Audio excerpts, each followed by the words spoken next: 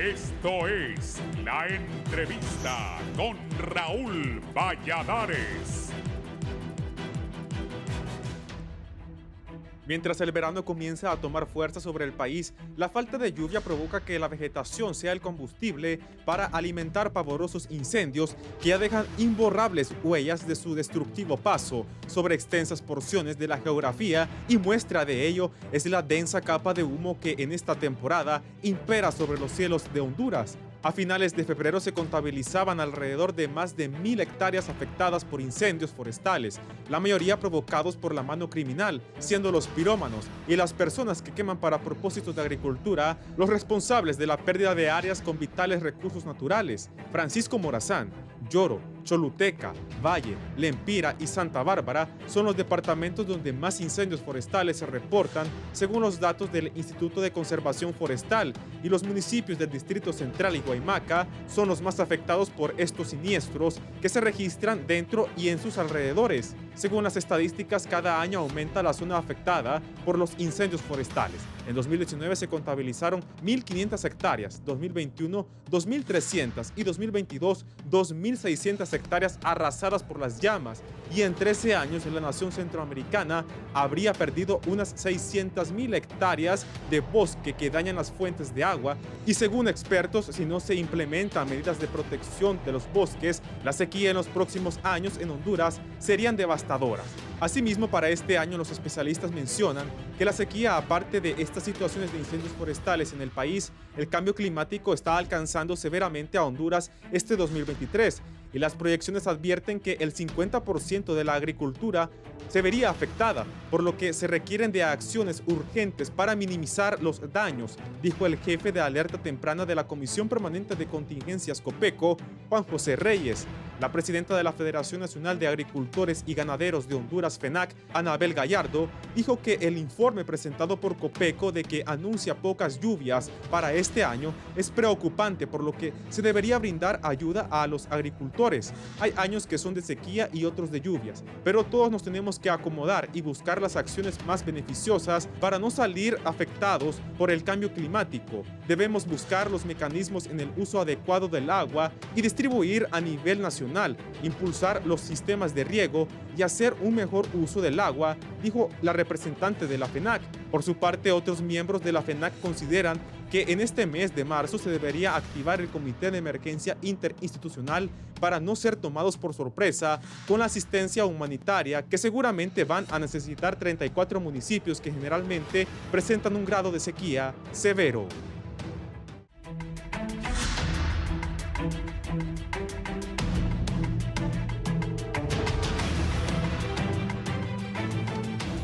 Buenos días, gracias por estar con nosotros. Proyecciones meteorológicas, su impacto en el sector productivo y los incendios forestales. Vamos a abordar ese tema. Si en algún momento va a salir de su casa, puede sintonizar Radio Visión Honduras, 90.1 en Tegucigalpa, 90.9 en San Pedro Sula, 93.5 en la zona central del país, 90.3 en Choluteca. 520 incendios con 15.400 hectáreas. En relación al año pasado, pues hemos duplicado, bueno, hay más del doble de número de incendios forestales, pero hemos tenido una reducción de más de un 60% en lo que a superficie afectada se refiere. Y esto pues se debe a la cantidad de personal que tenemos ahorita en campo, sí, que todas las instituciones pues se han unido a trabajar de manera coordinada, y pues tenemos una pronta respuesta, y a eso atribuimos esta reducción en cuanto a la superficie afectada por incendios forestales. ¿Qué sectores son los más afectados por estos incendios en Honduras? En cuanto a departamentos, ahorita encabeza Francisco Morazán, seguidamente tenemos, gracias a Dios, El Paraíso y Yoro. Repítame. Francisco Morazán, gracias a Dios, El Paraíso y Yoro. Don José Alberto Cabrera, aportes. ¿COPECO qué dice?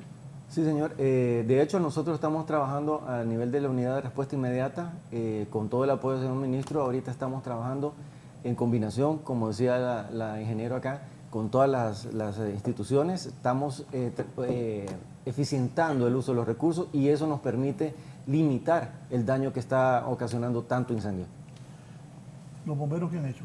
Bueno, los bomberos, como formamos parte de COIF, nos unimos al ICF y según la ayuda que ellos requieran y el aporte que necesiten, nosotros con nuestro equipamiento, con nuestros muchachos bien capacitados, ha logrado atender hasta el momento 144 incendios por parte del Cuerpo de Bomberos.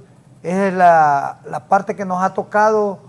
Esto para nosotros suma un 17% de aumento en comparación al año 2022. Esto es lo que le hemos aportado al ICF como parte del COIF. Sí. El doctor Víctor. Bueno, tal como lo han estado mencionando, ¿verdad? Hemos estado teniendo un incremento en cuanto a los incendios forestales que se han estado registrando en el país.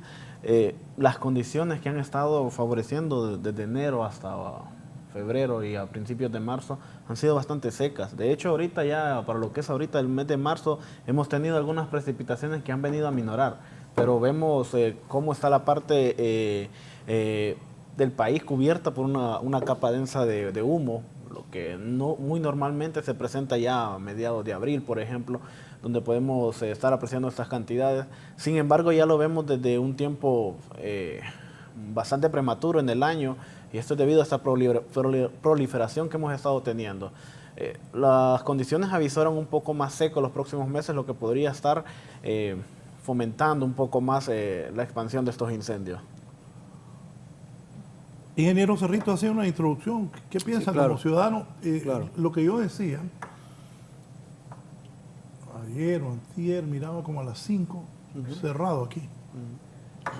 ¿Qué piensa? Sí, desafortunadamente es una mala práctica ancestral la quema, ya sea para preparación de suelo, para labores de agricultura, y desafortunadamente nuestra población no ha querido asimilar que requerimos un cambio para podernos adaptar al cambio climático y poderlo enfrentar de una manera inteligente y estratégica.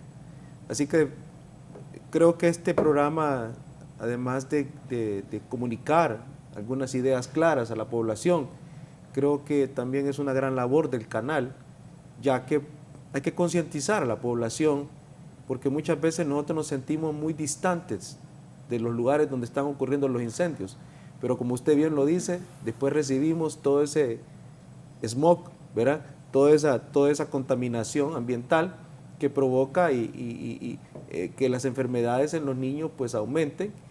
Y lo más terrible de todo esto es que el recurso más importante del líquido vital para los seres humanos, que es el agua, se ve comprometido en todo sentido. Es decir, tanto en poblaciones urbanas como en poblaciones rurales, donde en los años que hay niños, la gente tiene que caminar más distancias para poder hacerse de su agua para uso doméstico. O sea, no solamente es el tema agrícola, sino también el hecho de que pone en riesgo la disponibilidad de agua, aún para preparar los alimentos. Sí. Lamentablemente, año a año toco este tema. Todos los años toco. Viene la Semana Santa a tocar este tema. Ingeniera, ¿por qué pasa eso? ¿Por qué no cambiamos?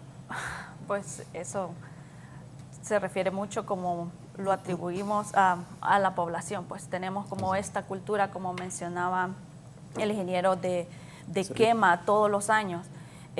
Y más, como lo menciona usted, que en Semana Santa hay mucho más reporte de incendios y es debido a la movilidad de tanta gente, debido a las vacaciones. Entonces, sí, siempre estas medidas preventivas nosotros las orientamos como a la causa que hemos tenido siempre de reporte de incendio. Entonces, en Semana Santa les decimos siempre si ellos van a acampar, que realicen sus fogatas, entonces que ellos puedan asegurarse de liquidarlas y que en su momento donde la realicen, que sea un lugar que no tenga vegetación, que limpien antes de la vegetación, o que si van a tirar sus colillas de cigarro por la ventana del vehículo cuando están en movimiento, entonces que se asegure que esta vaya apagada. Es normalmente como las recomendaciones que damos en este tiempo porque son las mayores causas que se reportan en la temporada. Díganme, ¿es posible detectar un incendio provocado por un pirómano o por fines de agricultura? Bueno, es complicado, ¿verdad? Porque realmente, normalmente donde ocurren los incendios el acceso es comprometido. Son zonas con bastante pendiente y con muy pocas posibilidades a veces de acceso de las unidades, del cuerpo de bomberos, incluso de las cuadrillas. Sí. Entonces, este tema de la topografía nuestra, si pues están de acuerdo los colegas del cuerpo de bomberos y de Copeco y ICF, que definitivamente dificulta a veces el control en su momento apropiado. Y como preguntaba Raúl, diferenciar entre piromanía y por costumbre para preparación de un área que se va a sembrar, creo que es bien difícil diferenciarlo. Pero definitivamente también un fuego que inicia posiblemente para la preparación de un espacio para sembrar, se extiende a una zona forestal y creo que eso también complica. Entonces las personas que hacen esta práctica tienen que entender que antes de hacer eso tienen que hacer una ronda para evitar que eso suceda. Pero bueno, creo que los colegas de Copeco y el Cuerpo de Bomberos pueden ampliarnos un poco más sobre su pregunta, Raúl. Bueno, de hecho, siempre me preguntan si fue natural o provocado. Y yo les digo, es naturalmente provocado, porque nuestro estilo de vida, nuestra forma de pensar culturalmente nos hace que seamos pirómanos. Y no le estoy diciendo que a propósito, pero cualquiera recoge basura y quema la basurita ahí enfrente de su casa. Con esta cantidad de humedad del aire, una chispa puede viajar kilómetros a caer en medio de un bosque y nadie sabe quién fue. Entonces, yo siempre trato de hacer un énfasis con todos los medios, cada vez que hablo con ellos, hable con la gente, que la gente entienda que no hay que quemar basura. Haga un agujero, la entierra, la echa en una bolsa, la manda a la basura, no sé. Lo importante es no quemar basura, porque ahorita no estamos demasiado vulnerables. Teniente. Bueno, el 99% de todas las quemas que se dan son producto de la actividad humana. Hemos detectado 4 factores que son la extracción de leña para el consumo doméstico de los aldeanos, las prácticas de agricultura que, como dice el ingeniero, no hacen una ronda preventiva muy segura para que no se pase montaña adentro, y se nos ha venido a sumar otro que son las lotificaciones. Compañías que están construyendo en zonas cerca del bosque y que también utilizan el fuego para limpiar y no hacen rondas preventivas y se les va montaña adentro este tipo de incendio. Entonces, el 99% es práctica de la actividad humana. Licenciado Víctor Ortega. Sí, bueno, nosotros constantemente pasamos reportando, ¿no?, los puntos de calor que se han registrado y desafortunadamente lo mismo. Explíquenos más de qué es los puntos de calor y cómo se detecta eso, sí, cómo lo hacen, cómo... Sí, nosotros estamos constantemente monitoreando a través de imágenes satelitales, ¿no? Y estas imágenes satelitales tienen puntos donde la temperatura está inusualmente más arriba de lo que normalmente debería estar. A estos puntos nosotros los asociamos con incendios forestales y es lo que denominamos puntos de calor. Ahora, nosotros monitoreamos estos puntos de calor de manera constante para enviar reportes, ya sea el ICF, bomberos, equipos de respuesta inmediata, para tratar de sofocar estos. Ahora, el problema, tal como lo están mencionando, los incendios, casi el 99% de ellos son provocados por actividad humana y desafortunadamente nosotros eso no lo podemos monitorear, no podemos estar detrás de cada persona verificando qué actividades realiza. Lo que sí es que se puede denunciar para tratar de avanzar en materia de educación con respecto a lo que es quema por siembras, por ejemplo, por lotificadoras actualmente, y es un problema que vamos a continuar por muchos años más, que nos queda mucho trabajo por hacer, pero que podemos ir mejorando en ciertas condiciones. ¿Estos incendios forestales en qué inciden en la sequía del país? Sí, bueno, el problema radica en que, por ejemplo, en las cuencas se está exterminando la parte de amortiguamiento para las precipitaciones. Nos ha influido bastante en que tenemos este proceso de escorrentía, se ha dificultado con respecto a las precipitaciones. También nos ha acelerado la expansión de zonas más desérticas, o sea, hemos liquidado la zona boscosa producto de estos incendios forestales, lo que nos ha disminuido los reservorios de agua. También el problema de esto es que los incendios forestales, al ser producto de la agricultura, nos tienden a generar monocultivos, lo que nos tiende a reducir la rentabilidad del suelo. Ingeniero Cerritos. Sí, Raúl, según la Organización Meteorológica Mundial, ¿cómo definir cuándo hay sequía? Hay sequía, dice, en una región si la precipitación anual es inferior al 60% de lo normal durante más de 2 años consecutivos en más del 50% de la superficie de la región. Creo que Copeco ya nos ha dado una alerta temprana de que el pronóstico nos dice que en algunas zonas del país la reducción de la precipitación o las lluvias, para poderlo comunicar muy bien, puede andar alrededor de un 50%. Entonces, obviamente vamos a entrar ya en un proceso de resecamiento, ¿verdad?, del suelo, y definitivamente de una disminución de las lluvias. En ese sentido, en igual o mayor proporción va a afectar la productividad de los cultivos. Entonces tenemos que prepararnos para eso. La sequía es recurrente, es un asunto con el cual convivimos en el corredor seco centroamericano. Tenemos 22 millones de personas en ese corredor, solamente en Guatemala, Honduras y El Salvador. Y en Honduras, gracias al estudio científico de mucha gente, ya se sabe, Raúl, que hay 34 municipios que van a presentar un grado de sequía severo.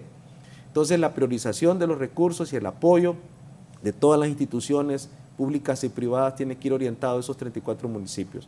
Luego hay 103 municipios más que presentan un grado de sequía alto. Pero definitivamente que casi prácticamente 50% de los municipios se ven con aprietos y problemas cuando el fenómeno del Niño se presenta. Ingeniera Fanny.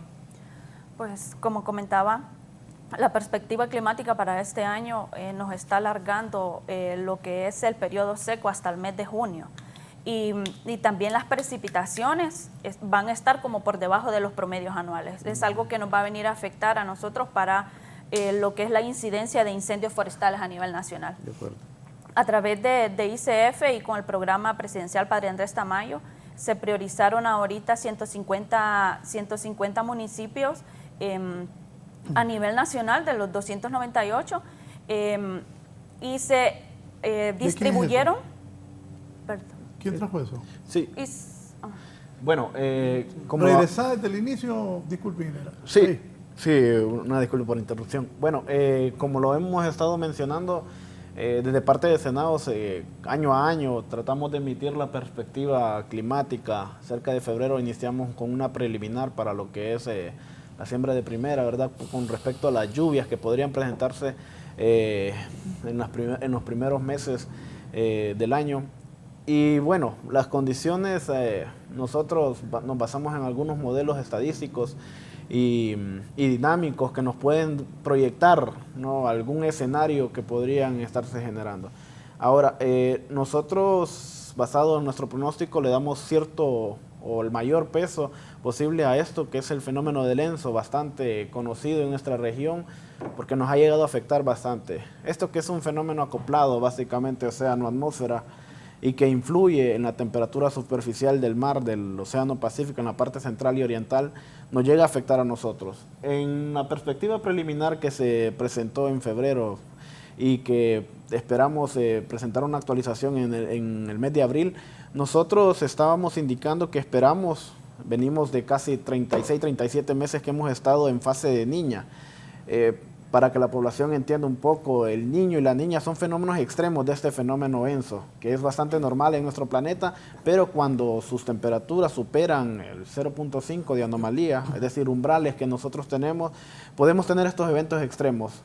Nosotros generalmente en nuestra región asociamos la niña con un aumento en las precipitaciones favorables para estas condiciones, y el niño, que es un fenómeno bastante llamativo porque casi siempre nos deja sequía en nuestras regiones.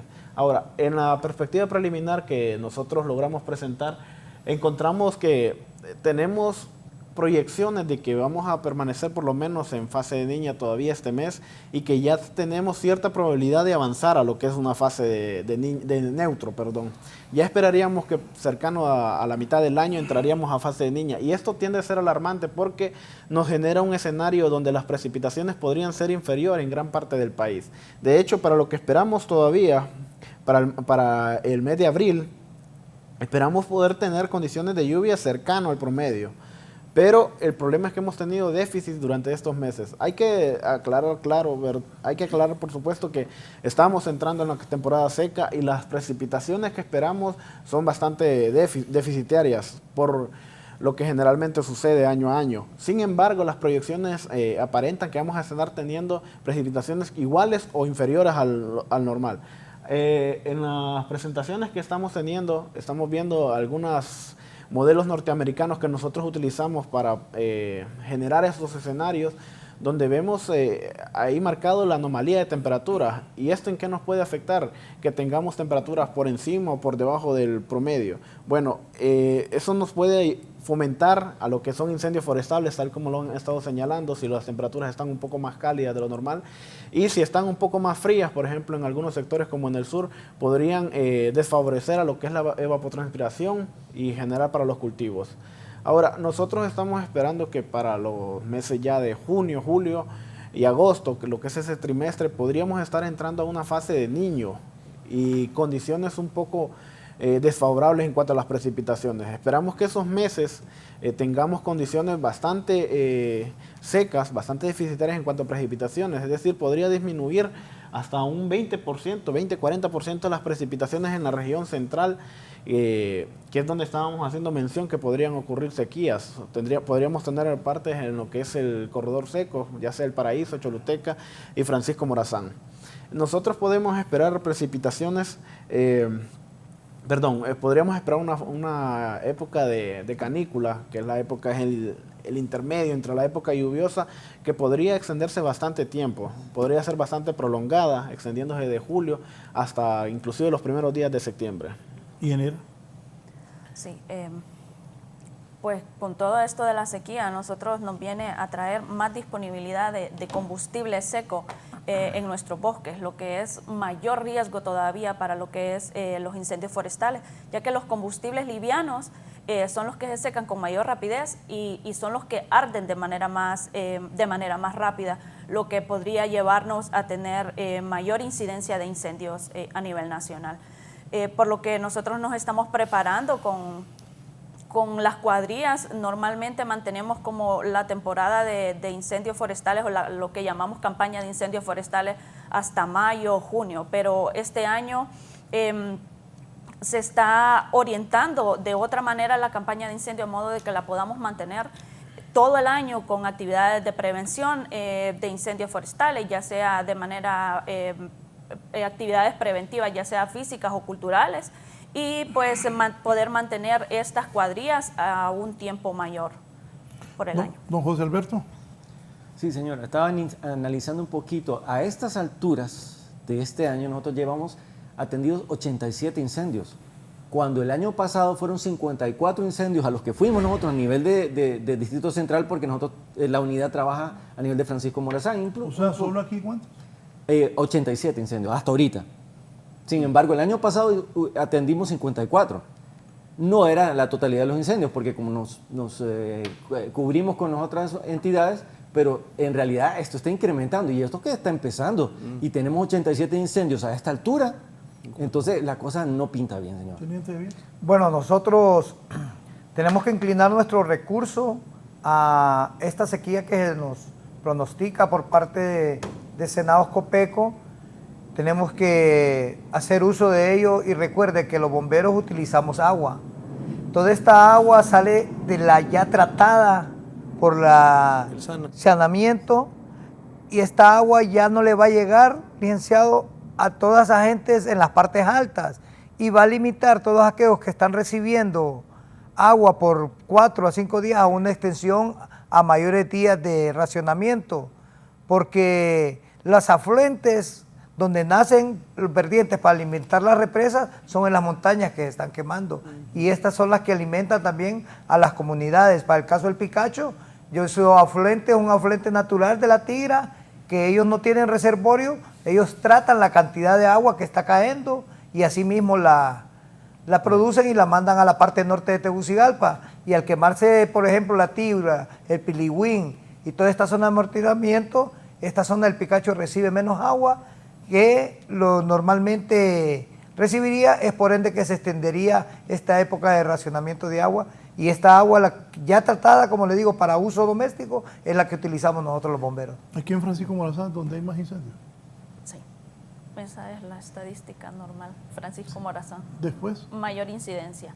Y normalmente le sigue Olancho en cuanto a incidencia. Superficie afectada, gracias a Dios, y Francisco Morazán. O sea, Francisco Morazán Olancho segundo. Gracias a Dios. Gracias a Dios. En cuanto a número de incendios, Francisco Morazán y Olancho. En cuanto a superficie afectada, ya entra gracias a Dios. Exacto. Porque son Porque hay menos incendios de grandes cobertura. extensiones. Sí. Exacto. ¿Y los bomberos cómo están en esos departamentos? Bueno, nosotros tenemos representación en 44 estaciones a nivel nacional y todas las estaciones tienen personal capacitado. Estamos bajo la unión con COIF para hacer frente en los puntos que se nos asigne por COIF, porque como estos incendios son de grandes extensiones, tenemos que trabajar mancomunadamente para agarrar flancos diferentes y así que los grupos de respuesta no estén en un solo lugar, sino que logremos cubrir todo el incendio forestal.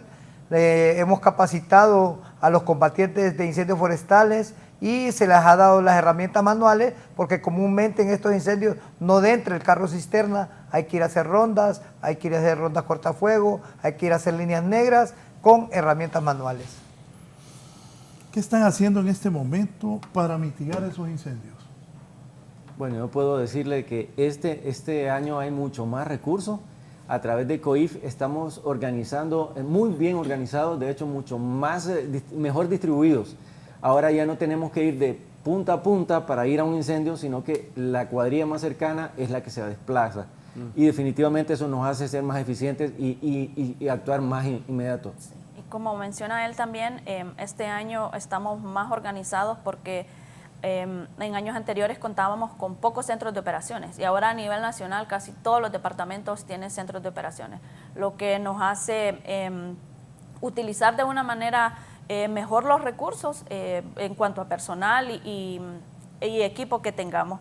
También en cuanto al año pasado, ICF a nivel nacional quizás contaba con 15 millones para poder atender los incendios a nivel nacional y este año superamos los 100 millones en apoyo del gobierno, por lo que tenemos mayor personal en campo, superando las 200 cuadrillas a nivel nacional. ¿Quiénes están involucrados? ¿Qué otras instituciones forman parte de este combate contra los incendios? Bueno, el ICF es el que encabeza el combate del incendio. Aquí estamos el C9 del Ejército, estamos los bomberos, estamos las UMAS que son contratadas por cada una de la alcaldía y también hay gente como los de Parque, Amitigra, que están organizados y como le digo, ICF va desplazando el grupo que está más cercano al incendio y si es de grandes proporciones, pide apoyo a los que están en más cercanías y así los vamos uniendo todas las instituciones. ¿Comentarios de esto, ingeniero Jarrito? Bueno, básicamente que la sequía impacta en dos sentidos, ¿verdad? La sequía agronómica que afecta a los cultivos porque no hay la suficiente cantidad de precipitación que le permita al cultivo desarrollarse y producir. Y la otra sequía, que es la hidrológica, que es la que estamos hablando, que compromete el abastecimiento de agua en estos reservorios que están en los municipios o en las ciudades, porque el mayor proveedor para el reabastecimiento de las fuentes de agua de consumo humano es la lluvia. Entonces, si tenemos una reducción en las lluvias en los próximos meses, vamos a tener que racionar el agua independientemente que nos lo diga el SANA o que nos corten el servicio. Creo que debemos tener esa cultura. A veces en las ciudades no se tiene esa conciencia, como bien lo decía compañero del Cuerpo de Bomberos, de que el agua nace en las montañas, en las reservas que tenemos, y es ahí donde si se está quemando, pues se está comprometiendo el abastecimiento no solo para un mes, sino para 6 o más meses. Entonces, estamos frente a un fenómeno que creo que ya hemos tenido mucha experiencia todas las instituciones para abordarlo, pero lo que no ha habido es un cambio en los patrones de conducta con relación a ser más amigables con el entorno que vivimos y no quemarlo.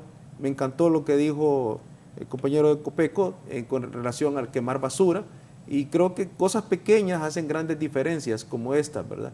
No debiéramos seguir en esta tendencia piromaníaca, ¿verdad?, de forma inconsciente muchas veces e involuntaria, porque pensamos que eso no es malo y que eso no pudiera perjudicar, y me llamó mucho la atención de que una chispa puede viajar tanto y poder provocar un incendio donde no deseamos que suceda. Así que creo que nos vamos a enfrentar a una situación donde nunca es fácil de abordar, requiere muchos recursos, Y la otra cosa que pasa cuando tenemos sequía y tenemos este tipo de fenómenos es que también de alguna manera la gente va perdiendo sus medios de vida porque no es capaz de poder alimentar, por ejemplo, su ganado, y si le quemaron, por ejemplo, un potrero, prácticamente le comprometieron la vida de su ganado, porque para que ese pasto se recupere, con la entrada de las lluvias, toma al menos 30, 45 días. Creo que el fuego definitivamente es contraproducente desde cualquier punto de vista que lo veamos, desde el punto de vista de salud, desde el punto de vista agronómico, en todo sentido realmente que nos afecta, Raúl. Sí, buenos días. Cuando se promulgó la actual ley forestal, estoy solicitando agregar un artículo para la protección del bosque. Cuando se queme un bosque, nadie entra durante 5 años. El bosque se regenera solo. La urbanización daña el bosque para obviar el pago de los árboles. Las nuevas plantaciones igual. Durante 5 años no debe haber ninguna actividad, pastoreo, extracción de madera dañada. Nadie contra el bosque. Al cabo de unos años todos lo protegeremos. Interesante. Me dice aquí don Ricardo Aguilar. Raúl, es interesante también la participación de la Asociación de Madereros de Honduras. Hemos venido insistiendo en algunas mesas que hay que integrarlos, porque la explotación forestal está comprometida también en ese sentido. Y ellos pudieran contribuir a que estas situaciones no sucedan porque administran grandes áreas también. Licenciado Ortega. Sí, es bastante preocupante, ¿no? Escuchar bastante los comentarios y sobre todo un comentario bastante importante que hacían de parte de bomberos en cuanto al manejo de los recursos hídricos. Tal como él lo estaba mencionando, los ríos, los afluentes nacen en las montañas. Y estamos teniendo dificultades con respecto a eso porque son zonas un poco más de mayor dificultad en cuanto a accesibilidad para poder sofocar algún tipo de incendio. Para citar un ejemplo, están mencionando que en Francisco Morazán es uno de los lugares donde se presentan mayor cantidad de incendios forestales. Por ejemplo, la represa de Los Laureles, alimentada por el río Guasarique, el río nace cerca de Lepaguare, en Olancho, y estamos esperando valores muy raquíticos con respecto a precipitaciones, por lo menos en los meses de lo que resta de marzo, abril, lo que nos dificultaría el racionamiento de agua para lo que es la capital. Y hay que tomar en cuenta que esta agua también debe tomar parte para lo que es la extinción de los incendios. Esperaríamos que tengamos algún poco más de precipitación en lo que es mayo y una parte de lo que es junio, pero estas precipitaciones no sé qué tanto podría la represa de Los Laureles almacenar estas precipitaciones, porque después de eso venimos a una fase donde la canícula estaría bastante pronunciada y lo que nos estaría dificultando la cantidad de agua que podríamos estar almacenando. Esto es bastante importante porque de esa agua depende también una gran parte de la población aquí en la capital. Ahora, en cuanto mayor tengamos incendios, mayor requeriremos de agua y mayores racionamientos vamos a estar teniendo. De acuerdo.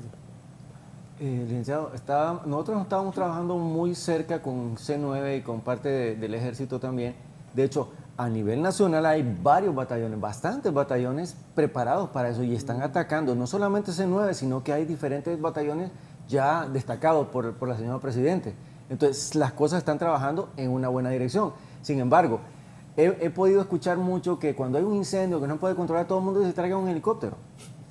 La situación es que son 500 galones de agua que agarra ese Bambi Bucket que se pulveriza cuando cae. Sí. No solo es un viaje, no solo es una caída, son varios viajes que tienen que hacer. Ajá, ¿y de dónde va a sacar el agua? De la represa. ¿Qué implica eso? Como decía mi teniente acá, ¿cuántos hogares van a quedar sin un día de agua? Correcto. Entonces, no solamente es de ir y sacar agua. Sí, hay que explicarle bien a la gente. Por esos incendios nos quedamos sin agua. Exacto. ¿Teniente? Sí, porque donde se quema eso, como volvemos a repetir, son los nacientes que abastecen las represas, abastecen las comunidades. Y en el caso de los bomberos, específicamente usamos agua ya tratada, que el tratamiento es muy costoso para cada una de las ciudades, en este caso las alcaldías que manejan este tratamiento costoso porque tiene que pasar un proceso de saneamiento y esta agua que nosotros utilizamos ya no va a llegar a la ciudadanía que la está recibiendo al punto que se va a alargar su racionamiento. Ingeniera. Y pues hablando de la disponibilidad de recursos para este año, también con lo que les comentaba del incremento en el presupuesto para estas actividades, para prevención de incendios forestales, reforestación y restauración de áreas en cuencas.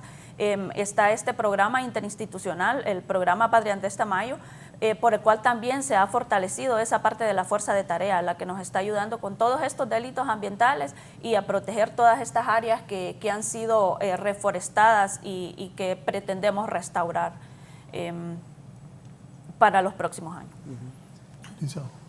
Sí, bueno, igual, el sentido de hacer bastantes reuniones y nosotros, por ejemplo, presentar esas perspectivas, no es alarmar a la población, ¿no?, sino prepararnos, tratar de educar a la población sobre todo con respecto al manejo del recurso hídrico. Honduras es una de las regiones del mundo que más llueve, sorprendentemente, y ustedes van a otras latitudes. Repita eso. Es uno de los lugares donde más llueve. Es uno de los lugares más llueve. Afortunadamente tenemos 2 océanos que nos bañan, uno a cada extremo, en cada litoral. Entra bastante precipitación a lo que es el país.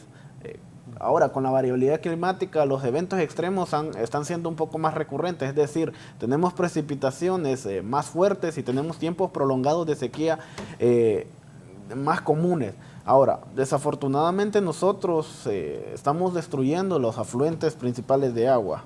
Y sumado a eso, no tenemos los suficientes recursos para almacenar este recurso hídrico. Las represas que estamos teniendo no son lo suficiente para mantener el agua que requiere la población. Y aún así, los incendios están favoreciendo al mal gasto, porque, como lo estaba mencionando, invertir un galón de agua en sofocar un incendio es un galón menos que llega a un hogar en nuestro país. Entonces, nosotros estamos teniendo, por ejemplo, lo que es el cambio climático. Ya no se habla ni siquiera de cambiar el cambio climático o tratar de mejorarlo en favor de nosotros, sino adaptarnos. Y ahora, estas condiciones recurrentes en tiempos de sequía van a ser más prolongadas en los próximos años.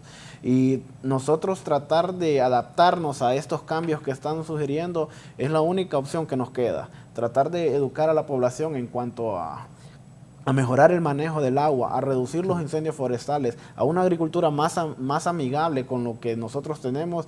Es un trabajo de día a día de todas las instituciones que tenemos, y más en nuestro país sobre todo, donde la cantidad de recursos son bastante limitadas.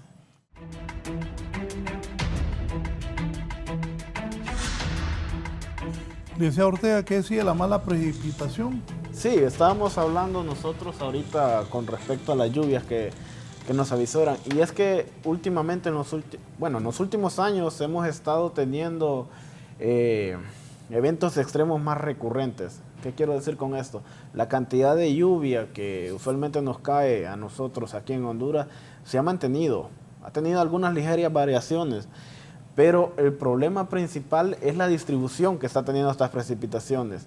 Es decir, estamos teniendo días en que llueve bastante, y días en que pasan, ¿qué?, 3, 4 días en los que las precipitaciones disminuyen. La proyección que nosotros estamos teniendo de una canícula bastante prolongada nos quiere decir que estamos teniendo la concentración de precipitaciones en los primeros meses, en mayo y junio, donde podríamos tener bastante lluvia, y después tendríamos bastante tiempo sin estas precipitaciones. En cualquiera de los casos es dañino para los cultivos, porque que nos llueva 20, 30 milímetros en una hora no es lo mismo que nos llevan esos 30 milímetros distribuidos en 3 días, en lo que le da tiempo al suelo de absorber esa precipitación. ¿Qué pasa? Nosotros tenemos una lluvia en una montaña de 30 milímetros, por ejemplo, en una hora. Esa precipitación, debido a que no hay árboles que puedan mantener esa precipitación, se discurre rápidamente. Ahora, esos eventos extremos, como lo hago mención, están siendo bastante recurrentes. ¿Y qué es lo que podemos hacer nosotros? Mejorar las condiciones para que por lo menos el suelo pueda soportar estas precipitaciones, para que por lo menos podamos mantener reservorios donde estas precipitaciones, a pesar de que lleguen, nosotros las podemos contener. Sí, julio va a ser determinante.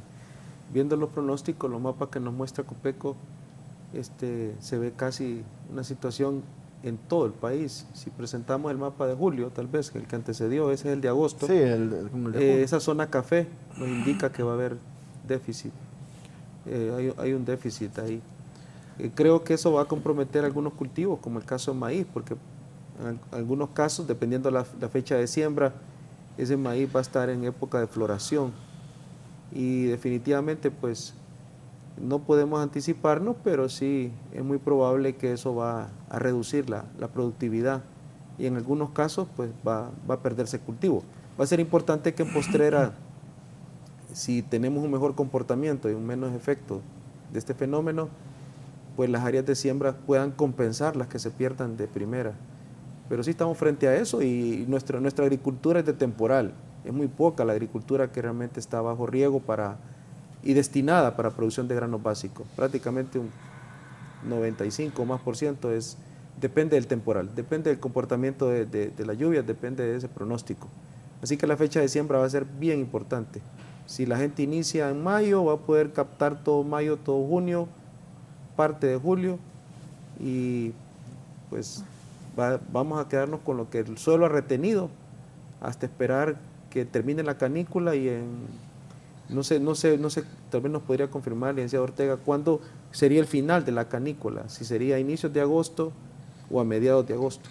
Sí, bueno, ingeniero, tal y como lo está señalando ahí en los mapas que estamos teniendo para julio, que ya sería el momento pico donde podríamos tener ese déficit de precipitación, en el mapa de la derecha estamos pudiendo apreciar que, por ejemplo, para lo que son los municipios al sur de Francisco Morazán, está más oscura esa parte, ¿verdad? Sí, esa está más oscura y ahí está representando que vamos a tener precipitaciones hasta un 40% menor de lo que son normalmente, de los valores normalmente. Es decir, las precipitaciones que podríamos esperar para Choluteca andarían cerca de los 80 a 100 milímetros en esos lugares, cuando en realidad deberíamos tener de 200 a 300 milímetros. Eso dificultaría algunos tipos de cultivos que nos podrían estar generando desabastecimiento. Ahora, como ven en la mayoría del mapa, en todo lo del mapa a la derecha, que es donde representa los porcentajes que podríamos tener de precipitaciones, casi la mayor parte del país está por debajo del 60% de las precipitaciones que podríamos estar registrando. Eso no nos augura un panorama bastante claro.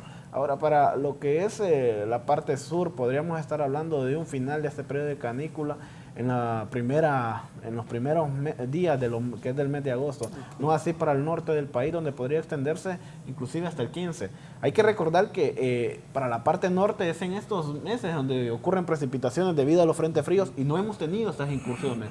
No hemos tenido frentes fríos que nos vengan a dejar esas precipitaciones sobre la parte norte, y es ahí, por ejemplo, en la parte de la Ceiba, que podríamos tener algún tipo de escasez de agua ya a mediados del año, porque no tuvimos las suficientes cantidades de precipitaciones en estos primeros meses que nos viniera a ahondar o amortiguar lo que nos podría esperar a mitad del año. De acuerdo. Ingeniera. Y tomando en cuenta pues estos eventos que comenta nuestro compañero, nos vemos obligados pues a orientar los esfuerzos y a cambiar la metodología con la que hemos venido trabajando.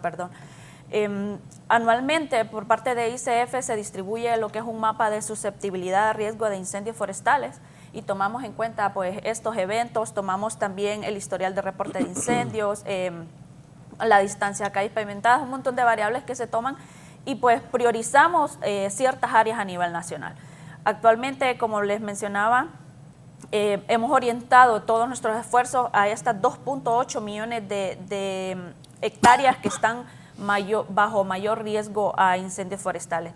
Por lo que hemos venido y tratando de cambiar la metodología con la que hemos venido trabajando, que de repente ha sido funcional hasta cierto punto, pero este año empezamos ya con actividades de prevención desde el mes de noviembre.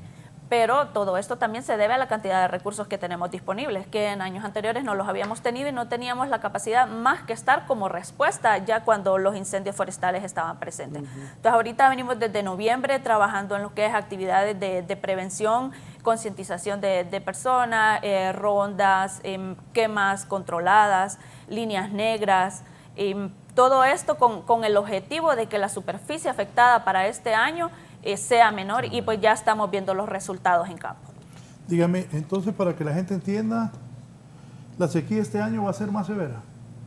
Sí, de acuerdo a los pronósticos, sí. Esperamos que con respecto a lo que hemos tenido en los últimos años, ahorita se prolongue un poco más. El déficit de precipitación sí vamos a estar un poco alarmante. Estamos utilizando algunos años análogos como son los 2009, 2018, donde nos da un panorama un poco oscuro respecto a estas precipitaciones. El sentido de nosotros generar estas perspectivas y informar oportunamente con un tiempo prudente a la población no es alarmar, sino generar políticas un poco más sostenibles en cuanto a la seguridad alimentaria, ¿no? Y que haya conciencia la gente, porque la gente... Claro, sobre todo... Porque repito, todos los años es lo mismo. Claro, todos los años vamos a tener los mismos problemas, ¿no? A pesar de que pueda que llueva lo mismo, no tenemos cómo almacenar estas precipitaciones, almacenar esta lluvia, ese recurso hídrico. Entonces lo que nos queda es orientar a la población, dar algunas directrices en las que podríamos favorecer, ¿no?, las condiciones en las que se siembra el país, ayudar a no destruir los reservorios de agua. Las sequías vamos a tener durante los próximos años nuevamente, ¿no? Y lo que nos queda año a año cuando pasa esto, y es que nosotros a veces tenemos memoria corta, ¿no? Se nos olvida lo que sufrimos en años anteriores, es aprender de esto y generar políticas que nos vengan a favorecer, ¿no?, a evitar este tipo de problemas a futuro. Y no hay medidas coercitivas, ese es el problema, ¿verdad? De que se quema y no hay responsables, no hay consecuencias, no hay un precedente. Sin embargo, ayer estuve en una iniciativa de ley, una presentación de iniciativa de ley del diputado Harry Dixon, que está proponiendo un cuerpo de guardabosques con personas preparadas, con autoridad y incluso hasta armadas para que puedan hacer un trabajo más eficiente y más coercitivo respecto al cuidado de las, por ejemplo, las cuencas de agua o de los bosques que son los que producen el agua. Lo que me hablaba antes de la pausa. Hablábamos de los incendios interfase. De hecho, ¿qué incendios interfase? Interfase. El incendio interfase es un intercambio entre dos ambientes. Ambiente de urbano a forestal o viceversa, de forestal a urbano. El año pasado en Santa Ana tuvimos un incendio interfase. Nosotros estuvimos atendiendo ahí. Sin embargo, una de las casas, logramos rescatar como 5 niños que estaban encerrados ahí porque estaban ahogándose de humo, pero una de las casas de ahí se quemó. Y ese es un incendio interfase, cuando por un fuego forestal o viceversa, de un incendio de casa pase a bosque o de bosque queme una casa. Y eso se está incrementando, ahora lo tenemos más común. El Cuerpo de Bomberos ha atendido 5 incendios interfaces en el Distrito Central, que provocado por una zacatera, un solar baldío, por no tener limpio sus alrededores, se han quemado 5 viviendas en el Distrito Central, así que Menciónela para hacer conciencia en la gente. ¿Cómo fue eso? Toma fuego un solar baldío, una zacatera, y como los gente que vive o tiene sus propiedades cerca de estos lugares, solares baldíos, no rondan, no limpian, no chapean, no recogen la basura. Este material, como decía la ingeniera, es altamente inflamable, altamente rápido y no le da tiempo a la persona que vive en los alrededores cuando el fuego ya viene a hacer una ronda preventiva, y lastimosamente en las zonas que vive gente de muy bajos recursos, sus casas son de madera, el fuego llega hasta ellas y se termina quemando las viviendas. Entonces hemos atendido 5 incendios de interfaces, producto de que no hay limpieza alrededor de las viviendas. Pero cuéntenle a la gente cómo fueron esos incendios. Bueno, alguien le metió fuego a una maleza, a un monte, a un solar baldío, y este fuego avanzó hasta donde estaban las viviendas. Es por eso nuestro llamado, que si usted vive cerca o tiene un solar baldío cerca de su vivienda, haga ronda, mándelo a limpiar, mándelo a chapear, queme la basura, para que cuando el pirómano le meta fuego a estos solares baldíos, no ponga en riesgo su vivienda, no ponga en riesgo todo su patrimonio, y así no pueda perder todos sus enseres electrodomésticos. Es importante también reducir el material combustible. Por ejemplo, pasa de que se hace la ronda, pero tengo mi techo lleno de basura, lleno de madera, lleno de tablas, o incluso lleno de hojas de pino, como sucede. O tengo basura o restos de madera, restos de cuestiones de construcción arrimadas a mi pared. Entonces, una chispa cae ahí y eso inicia un fuego en una casa. Entonces, los incendios forestales interfaces están provocando ahorita bastantes daños. Y es bien común de que vayamos a tener más pérdidas de casas por eso, por acumulación de basura, por acumulación de desperdicio o incluso de madera útil, ¿verdad? Que la tenga pegada, arrimada a la casa y esa pueda tomar fuego y después agarra el techo y ahí se fue la casa también. No, y es la importancia también de la concientización, ¿verdad?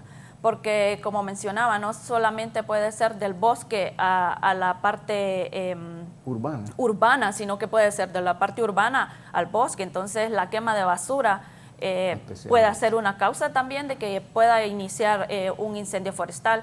Entonces siempre, como mencionábamos al inicio, esas medidas de prevención, mantener rondada la casa, también reducir el combustible disponible y pues también es tan importante que la gente conozca el riesgo que tiene para la salud también estos incendios forestales y pues contar nosotros como instituciones con un sistema de alerta temprana. Les mencionaba, ya contamos con un mapa de susceptibilidad a riesgo de incendio, también contamos con el SIGMOF, la plataforma donde esta es una plataforma que se está alimentando en tiempo real. Ocurre el incendio y se alimenta rápido, se actualiza en la plataforma y es algo que está en acceso a... Pero están está de libre unidos acceso. varios para hacer todo esto.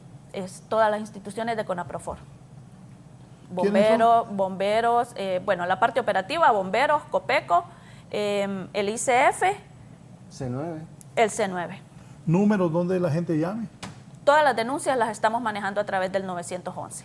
¿Y está funcionando por estos problemas Sí. que ha tenido el 911?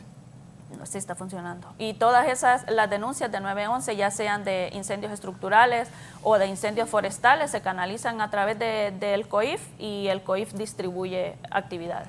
¿La FENAP que han hecho, qué tanto está afectando? Bueno, considerando que no contamos con recursos para poder implementar proyectos, pues al menos hemos estado tratando de alertar el hecho de que asociemos, ¿verdad?, la información que nos está dando COPECO con las actividades preventivas que debemos hacer, tanto a nivel de pequeños ganaderos como pequeños agricultores. Creo que esa ha sido nuestra contribución, Raúl, básicamente, y nos ponemos siempre a la orden para poder participar en el Comité Interinstitucional de Sequía y poder aportar nuestras ideas y coordinar con las asociaciones de productores de las diferentes zonas del país cualquier tipo de actividad que vaya en función de prevenir y evitar los incendios, poder promover el tema de la reforestación. Como FENAC mantenemos ese mensaje a nuestras asociaciones que es importante cuidar las cuencas, es importante proteger los bosques naturales que tenemos y reservorios en las fincas ganaderas.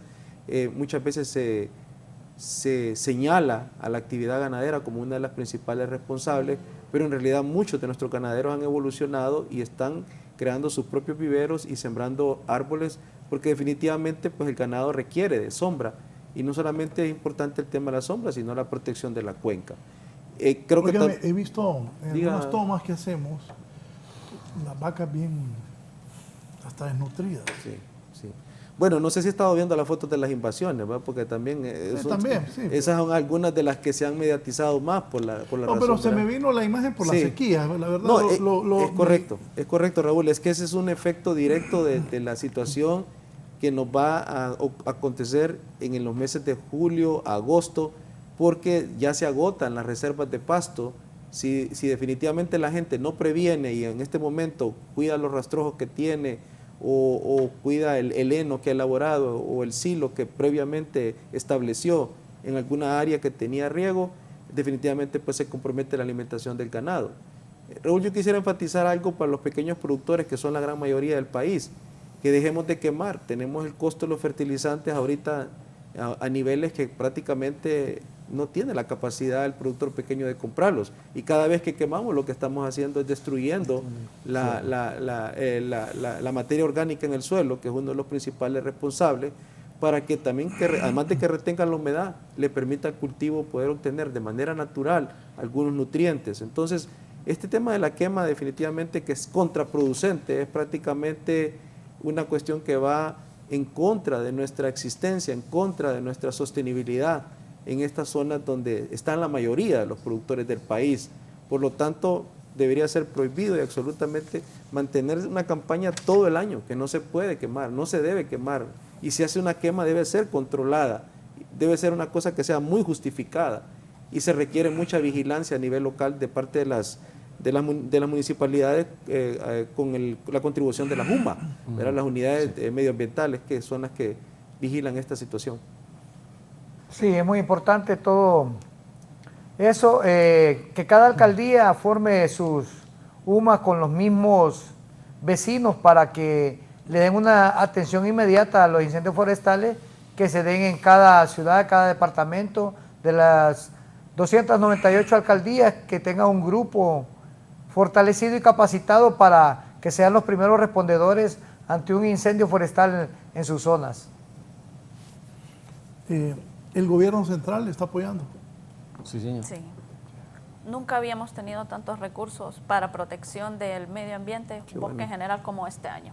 Excelente. Como les mencionaba al inicio, contamos con este programa interinstitucional. El programa Padre Andrés Tamayo dieron 700 millones orientados todos para la protección del bosque. Y ahorita, pues ya hablando de sequía, específicamente para la protección de cuencas. Este programa cuenta con 6 componentes: la parte de reforestación y restauración, sistemas agroforestales, manejo comunitario de cuencas, protección y defensa forestal, y también la parte del fortalecimiento de capacidades institucionales. Como les mencionaba, desde noviembre hemos estado trabajando con actividades de prevención físicas en campo y pues culturales, con capacitación al personal de todas las instituciones para poder tener respuesta para todos estos eventos. Y pues priorizar todas las áreas. Estamos trabajando, como les mencionaba, en 150 municipios, priorizando microcuencas este año, y más con lo que mencionamos de la perspectiva climática. Sí. Es importante que estos viveros, Raúl, y estos recursos que se tienen se establezcan con las municipalidades y con las asociaciones para evitar el transporte de las plantas, porque muchas veces tenemos producciones de plantas en centros urbanos y al trasladarlos a las zonas donde los queremos sembrar, pues se deteriora, se daña la planta. Entonces es importante promoverlo lo más cerca de las fuentes que se quieren proteger para evitar costos de transporte. Y aquí es bien importante también promover el voluntariado, volver a incitar al Ministerio de Educación de que los alumnos participen en campañas de reforestación. Se está perdiendo cada vez más este interés de parte de las nuevas generaciones y casi ni siquiera se están conectando con la situación que estamos viviendo. Si en los tiempos de nosotros, vámonos unos 40 años atrás, que éramos estudiantes de colegio, y no teníamos los problemas que tenemos ahora. Yo me acuerdo que era normal que los bachilleratos tuvieran una área donde reforestaban. Exacto. Hoy se ha perdido eso, y si nosotros generalizamos todo este tipo de medidas a nivel de país, Raúl, creo que vamos a ir concientizando a las generaciones. Acuérdenme por qué el pino es un árbol nacional. Porque es natural realmente, es mayor. Pero ¿saben por qué creo yo? Cuando yo estaba niño y viajábamos, todo Honduras estaba lleno de pino. Así es. Ahora está deforestado. Más del 50% de la cobertura de la extensión de Honduras es bosque, más del 50%. Y lo que mencionaban es muy importante, lo de los viveros, para evitar este costo de movilización de plantas. Todos los viveros planificados están siendo de manera comunitaria, involucrando a las personas de las comunidades, y pues no hay cosa más bonita que le paguen a uno pues por cuidarlo, lo que a uno le sirve. Entonces ellos se involucran de esta manera, de tal manera que están cuidando lo de ellos, pues. Entonces se apropian de la actividad, y pues este va a ser el éxito del programa al final, que las comunidades estén involucradas en cuidar lo que le va a servir a ellos y pues a las futuras generaciones. Así es. Se está involucrando, de hecho, a las comunidades. ¿La gente cómo puede ayudar? La gente que los está viendo, ¿cómo puede ayudar? Sí, mire, en el peor de los casos que no sepan qué hacer, ellos pueden comunicarse con Cuerpo Bombero o llamar a Copeco incluso, para que nosotros podamos ir y organizar unas cuadrillas.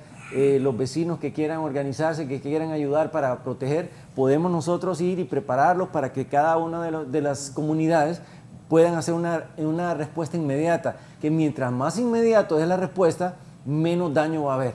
De hecho, una zacatera se puede apagar con un poco de tierra, ni usar agua. Ya y evitamos un daño que pase a bosque y de ahí podría hacer muchísimo más daño. Sí. No, ya existen las cuadrillas voluntarias para incendios forestales y ahorita con tanta actividad que hay, con tanto dinero invertido para estas actividades, también pueden apoyar en la parte de reforestación. Exacto. Pues teniendo tanto personal en campo, deberíamos de reducir la incidencia de incendios porque tenemos más gente que pueda denunciar si hay un incendio para poder tener una pronta respuesta. Entonces, ellos nos pueden apoyar en eso también. Me dicen aquí, buen día para todos, disculpe, pregunta, ¿los militares se involucran en sus proyectos, los apoyan? Sí, señor, sí, señor. Sí, C9 es uno de los batallones que ha estado muy involucrado, en especial en el área donde cubrimos en Copeco. Ellos están trabajando, están incluidos en el COIF también, COIF los despliega si tiene que mover. De hecho, ellos mismos llaman a batallones en los lugares donde estén cercanos a incendios y ellos son los que coordinan. Sí, a nivel nacional se cuenta con apoyo debido a la distribución de batallones que ellos tienen. Tenemos que hacer mucho énfasis en la educación ambiental, ¿verdad? Sí. A todo nivel, Raúl, desde que los niños tienen ya una conciencia de su responsabilidad como actores. Eso es básico. De hecho, ayer en la socialización de la ley esta, estaba la señora designada Aurel Gutiérrez y ella hizo énfasis, necesitamos tener una parte de concientización, empezar a involucrar al Ministerio de Educación. Municipalidades, ¿verdad?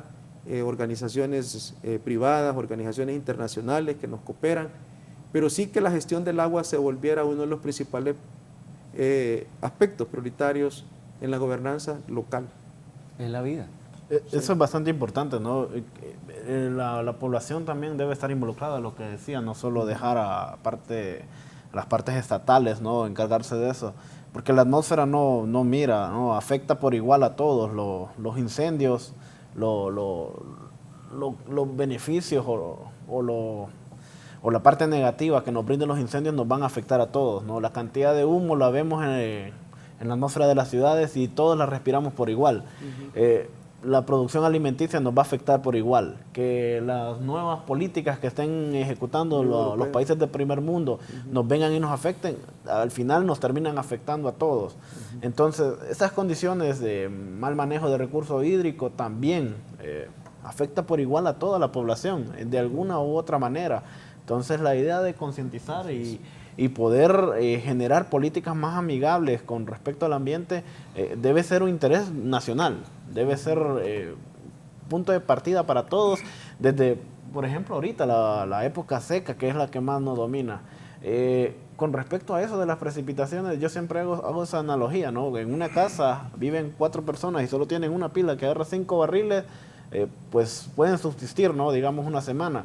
Pero si en esa familia doblamos la población, vamos a tener la misma pila, pero vamos a tener déficit de agua. Lo mismo ocurre en las ciudades, ¿no? La cantidad de precipitaciones que tenemos año a año más o menos es recurrente, más o menos tenemos los mismos valores, pero los reservorios de agua no han aumentado. Es decir, hemos doblado la población en los últimos años, pero la cantidad de reservorios sigue siendo la misma. Y la cantidad de agua que necesitamos para apagar incendios ha aumentado también, producto de la cantidad de incendios forestales. Entonces, construir reservorios de agua es bastante caro, y las políticas para esto también llevan bastante tiempo a ser ejecutadas. Entonces, lo que nos queda, por lo menos a corto plazo, es educar a la población en el manejo de estos recursos, en evitar la proliferación de estos incendios, en evitar tipos de agricultura con respecto a quema de algunos sectores, algunas parcelas, o el mal manejo de agua con respecto a esto. Bien, nos vamos. Conclusiones, el jefe de la Unidad de Respuesta Inmediata de Copeco, don José Alberto Cabrera. El trabajo es individual. Todos estamos llamados a trabajar en beneficio de cada uno. De hecho, si yo no quemo o apago una fogata, estoy guardando agua, en pocas palabras, para mis hijos. Entonces, yo soy el que soy responsable de cada una de las actividades. Entonces, cada hondureño es el que puede hacer la diferencia en este lugar. Muchas gracias por su participación esta mañana, ingeniero Guillermo Gerrito. Bueno, que seamos más amigables con nuestras maneras de producir alimentos, ¿verdad? Que no comprometan el futuro de nuestros hijos y descendientes, y en ese sentido deberíamos ya de una vez por todas quitar la quema de nuestro chip, ¿verdad?, para sembrar. Gracias, licenciado Víctor Ortega. Bueno, entre las conclusiones es quemar menos y ahorrar más agua, ¿verdad? O no quemar. O no quemar nada, o no quemar nada, pero es algo imposible, ¿no? En la población, cambiar la población de casi 10 millones de personas de un día para otro. Se avisoran unas condiciones un poco oscuras, ¿no?, en cuanto a precipitaciones, pero esperamos que por lo menos año a año vayamos mejorando estas políticas, y como lo están mencionando, cada persona puede contribuir, pero si lo hacemos en conjunto podemos aportar mucho más. Así es. Gracias, licenciado.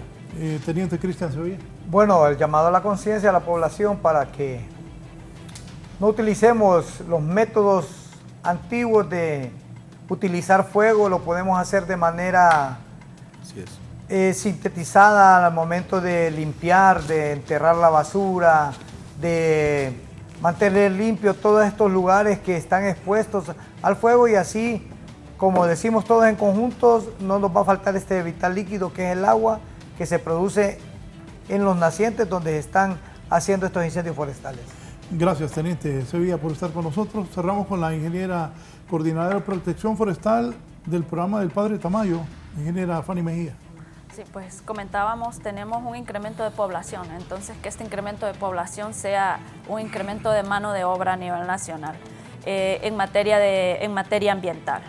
A través del programa ahorita se va a hacer una producción de 10.000 plantas. Entonces necesitamos a esos niños involucrados en esas actividades para que ellos también entiendan lo que cuesta, pues, poder restaurar todas estas áreas y pues poder volver a establecer eso de apadrinar un árbol, asignar un árbol a cada niño y que ellos se responsabilicen hasta que este árbol esté establecido y ya pueda tener la fuerza suficiente para que pueda soportar ya sea cualquier condición de sequía o incendio forestal, y pues que se involucren en todas estas actividades y siempre recordar la denuncia del incendio forestal a la línea 911 para poder tener una pronta respuesta. Ingeniera, ¿cómo se sintió en su debut en la tele? ¿Verdad que era platicado? Tranquila. Sí, nerviosa, pero... Lo hizo muy bien. Gracias. Lo hizo muy bien. Muchas gracias. Me hicieron La sentir en felicitamos a confianza. Gracias, ingeniera. Gracias a nuestros televidentes. Los invito a tomar todas estas recomendaciones que los expertos han presentado aquí esta mañana. Gracias, los invito a seguir en sintonía de Canal 11 y Radio Visión Honduras. Y nuevamente poneme el gol de Motagua ahí. Felicidades para todos los motahuenses y los aficionados al fútbol, los hondureños en general, porque hoy en México, que es también una pasión terrible, a los mundiales los que más asisten son los mexicanos. Poneme el gol mientras hablo. Hoy los comentaristas mexicanos, imagínense el equipo hondureño que va en cuarto lugar, eliminó al campeón de México. Ahí cuando el penal que le hacen al paraguayo Moreira, un gran jugador que en los últimos años y goleador histórico del Motagua, y aquí no le tenía mucha fe, yo les voy a decir la verdad, al penalero, pero gracias a Dios Eddie la puso bien a la izquierda del cancerbero, que adivinó, pero no le alcanzó a detener este remate a la izquierda, no con tanta violencia, pero sí colocado, y el delantero motahuense volvió a mostrar frialdad al momento del lanzamiento penal. Así celebraba Nilro Medina, un defensa central histórico que pasa la historia del Motagua también como jugador y entrenador. También fue defensa titular de la selección hondureña, aquella selección, recuerdo, de la Copa América, que estuvimos ahí en el Estadio Palo Grande en Manizales cuando Honduras le ganó 2-0 a Brasil. Nilro ahí estaba también. Es la clasificación del Motagua. Gracias a todos, sigan con Canal 11. Buenos días. 1, 2, 3, 4, 5 son los goles que el Motagua meterá a la